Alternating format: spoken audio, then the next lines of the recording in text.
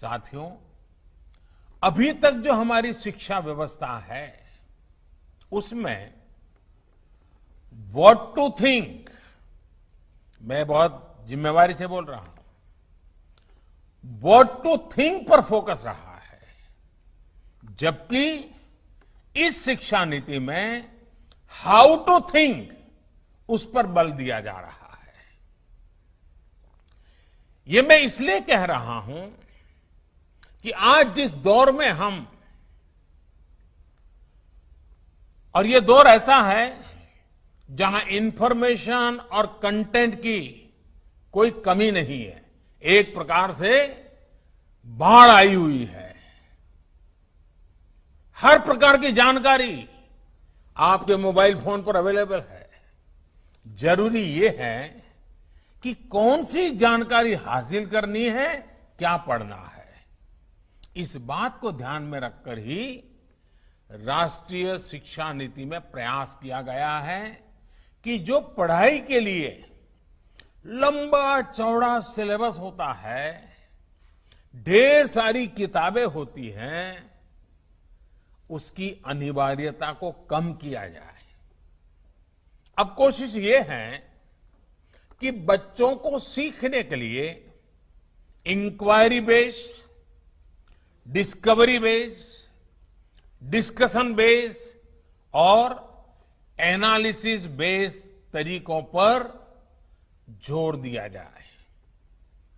इससे बच्चों में सीखने की ललक बढ़ेगी और उनके क्लास में उनका पार्टिसिपेशन भी बढ़ेगा।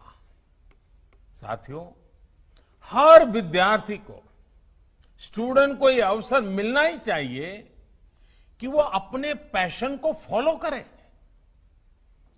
वो अपनी सुविधा और जरूरत के हिसाब से किसी डिग्री या कोई कोर्स को फॉलो कर सके और अगर उसका मन करे तो वो छोड़ भी सके।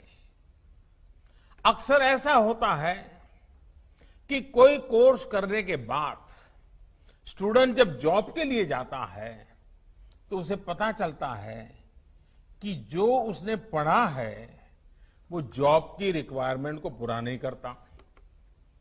कई स्टूडेंट को अलग अलग वजहों के से बीच में ही कोर्स छोड़कर जॉब करनी पड़ती है। ऐसे सभी स्टूडेंट्स की जरूरतों का ख्याल रखते हुए मल्टीपल एंट्री एग्जिट का ऑप्शन दिया गया है। अब स्टूडेंट वापस अपने कोर्स से जुड़कर अपनी जॉब रिक्वायरमेंट के हिसाब से ज्यादा इफेक्टिव तरीके से पढ़ाई कर सकता है, लर्न कर सकता है। इसका एक और एस्पेक्ट है, जब स्टूडेंट्स को यह भी स्वतंत्रता होगी कि अगर वो कोई कोर्स बीच में छोड़कर दूसरे कोर्स में प्रवेश लेना चाहे तो वो कर सकते हैं। इसके लिए वो पहले कोर्स से एक निश्चित समय तक ब्रेक ले सकते हैं और दूसरा कोर्स ज्वाइन कर सकते हैं। हायर एजुकेशन को स्ट्रीम से मुक्त करने,